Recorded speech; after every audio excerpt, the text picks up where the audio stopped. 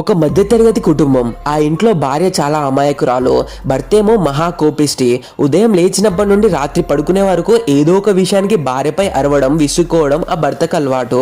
ఆ రోజు ఉదయం కూడా ఆమె ఎంతో కష్టపడి వంట చేసి చుట్టాలందరి ముందు భర్తకు కాఫీ ఇస్తే వాడు దాన్ని ముఖం మీదే తిరస్కరించి అవమానించాడు. పెళ్ళైన కొత్తలో చీర కొనియమన్నా లేదా ఏ చిన్న సహాయం అడిగినా వాడు ఎప్పుడూ ఆమెను తిడుతూనే ఉండేవాడు.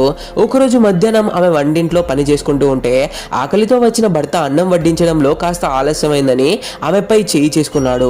అంతటితో ఆగక ఆమెను గదిలోకి నెట్టేసి తలుపులు వేశాడు.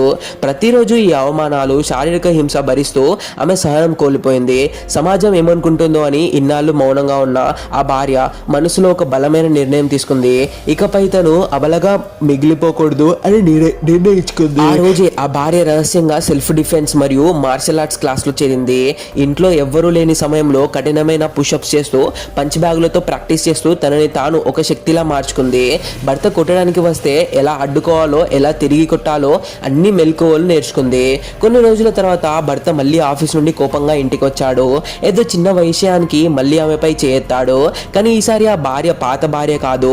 వాడు పంచి ఇవ్వబోతుంటే ఆమె ఎంతో చాకచౌక్యంగా వాడి చేతిని లాక్ చేసింది. భర్త ఆశ్చర్యపోయేలోపే గాల్లోకి లేచి వాడి గుండెపై ఒక్క తన్ను తన్నింది. ఆ దెబ్బకు వాడు వెళ్ళి డైనింగ్ టేబుల్ మీద పడ్డాడు.